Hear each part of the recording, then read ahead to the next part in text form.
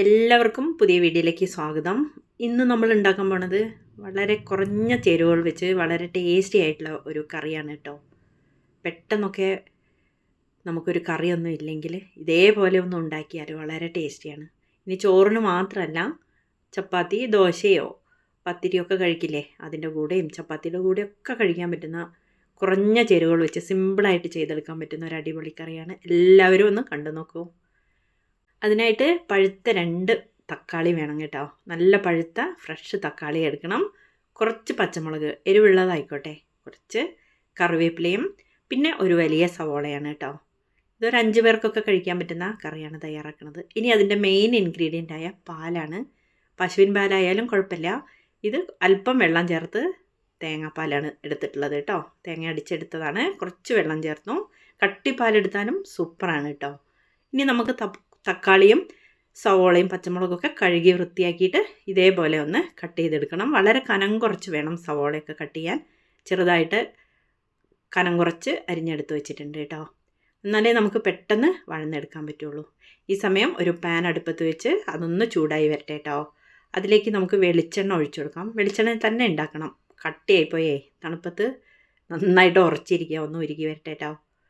വെളിച്ചെണ്ണ തന്നെ ചേർത്താലാണ് നല്ല ടേസ്റ്റ് ഉണ്ടാവുക. ഇനി ഓയിൽ ചേർത്താലും മതി. നമ്മൾ തേങ്ങാപ്പാല ചേർക്കണതെങ്കിൽ ഓയിൽ ചേർത്താളോ, കുഴപ്പമില്ല കേട്ടോ. അതൊന്ന് ചൂടായി വരുമ്പോഴത്തേക്കും കടുക് ചേർത്ത് കൊടുക്കാം. പിന്നെ അതിൻ്റെ കൂടെ ജീരകം വേണമെങ്കിലും ചേർക്കാം കേട്ടോ. ജീരകം ഇട്ട് പൊട്ടിച്ചാലും ടേസ്റ്റാണ്.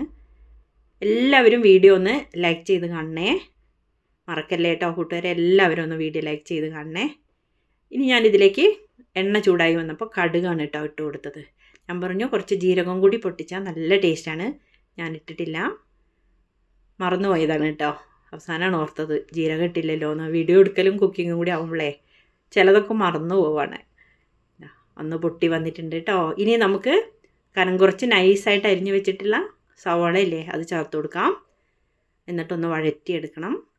വല്ലാണ്ട് ബ്രൗൺ കളറാവൊന്നും വേണ്ട കേട്ടോ. ഒന്ന് ചെറുതായിട്ടൊന്ന് കടിക്കണം. അപ്പോഴാണ് ഈ കറിക്ക് ഒരു ടേസ്റ്റ് ഉണ്ടാവുക. ഇനി അങ്ങനെ അല്ലെങ്കിൽ കുറച്ചും കൂടി ഒന്ന് വഴന്നു വന്നോട്ടെ. എന്നാലും ബ്രൗൺ കളറൊന്നും ആവാൻ വിടണ്ട കേട്ടോ. ഇനി അതിലേക്ക് നമ്മൾ കട്ട് ചെയ്ത് വെച്ചിട്ടുള്ള എരിവുള്ള പച്ചമുളകില്ലേ, നല്ല എരിവുള്ളതാണ്. ഒരു 3-4 ചേർത്തിട്ടുണ്ട്. എരിവുള്ളത് ഇല്ലെങ്കിൽ കുഴപ്പമില്ല കേട്ടോ. നമ്മളിതിലേക്ക് മുളക് പൊടി ചേർക്കുന്നുണ്ട്. അപ്പം ഞാനൊരു ലേശം മുളക് പൊടി കുറച്ചു. അതുകൊണ്ടാണ് എരിവുള്ള പച്ചമുളക് ചേർത്തത്. നന്നായിട്ട് ഒന്ന് വഴറ്റിയെടുക്കാം. സിമ്മിലിട്ടിട്ടോ അല്ലെങ്കിൽ മീഡിയം ഫ്ലെയിമിലിട്ടിട്ടോ ഒക്കെ വേണം. ഹൈ ഫ്ലെയിമിലിട്ടിട്ടൊന്നും കരിയാൻ പാടില്ല കേട്ടോ. വെളിച്ചെണ്ണ വേണമെങ്കിൽ കുറച്ചും കൂടി ഒഴിച്ചു കൊടുക്കാം. തേങ്ങാപ്പാലാണ് ചേർക്കണമെങ്കിൽ വെളിച്ചെണ്ണ അധികം ഒഴിക്കേണ്ട ആവശ്യമില്ല. കുറച്ച് ഉപ്പാണ് ചേർത്ത് കൊടുത്തത് കേട്ടോ. നന്നായിട്ടൊന്ന് വഴന്നു വന്നിട്ടുണ്ട്.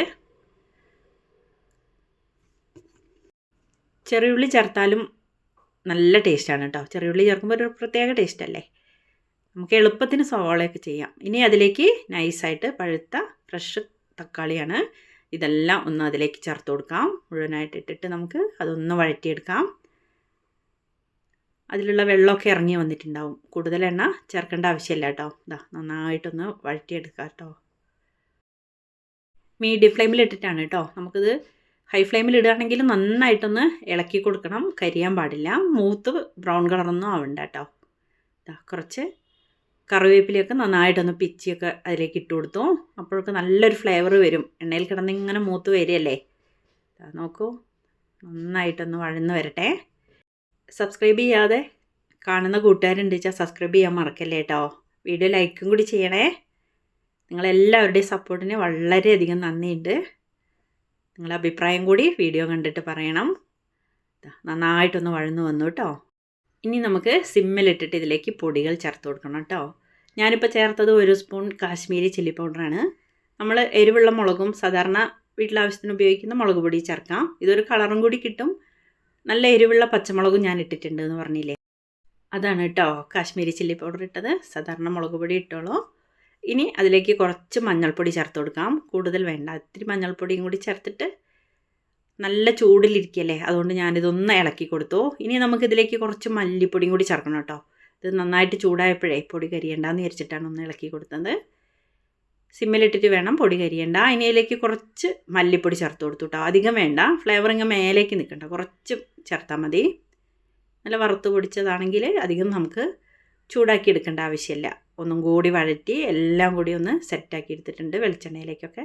ഇനി അതിലേക്ക് അല്പം ഗരം മസാലയാണ് കേട്ടോ ചേർക്കുന്നത്. ഒരു ഫ്ലേവറിന് വേണ്ടിയിട്ട് കുറച്ച് ചേർത്ത് കൊടുക്കാം.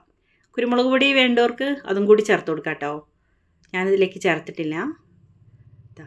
ഒന്നുകൂടി ഒന്ന് നന്നായിട്ടൊന്ന് വഴറ്റി എണ്ണയൊക്കെ ഒന്ന് തെളിഞ്ഞ് വരട്ടെ. അപ്പോഴാണ് ഇതിൻ്റെ ടേസ്റ്റ് ഉണ്ടാവുക കേട്ടോ.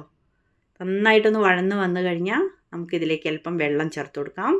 കുറച്ച് ചേർത്താൽ മതി കേട്ടോ. എന്നിട്ട് അതൊന്ന് തിളച്ച് എല്ലാം കൂടി മസാലപ്പൊടിയും തക്കാളിയും സവോളയും എല്ലാം കൂടി ഒന്ന് സെറ്റാവട്ടെ.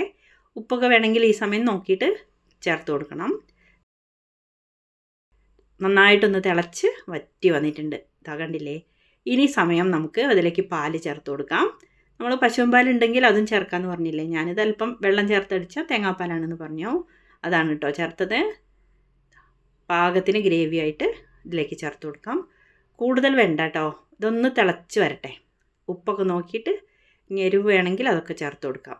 ഇങ്ങനെ കുറച്ച് ലൂസായിട്ടിരുന്നാലും അല്പസമയം കഴിഞ്ഞ് കഴിഞ്ഞാൽ ഇത് കുറുകി വരും കേട്ടോ. അപ്പം നല്ല ടേസ്റ്റ് ഉണ്ടാവുക. ഇതാ കണ്ടില്ലേ. ഒന്ന് തിളച്ചു, സ്റ്റവ് ഓഫ് ചെയ്തു. സൂപ്പർ ടേസ്റ്റി ആയിട്ടുള്ളൊരു സിമ്പിൾ കറി. എല്ലാവരുടെയും ഒന്ന് അഭിപ്രായം പറയുമോ. വീണ്ടും നമുക്ക് മറ്റൊരു വീഡിയോയുമായി കാണാം കേട്ടോ.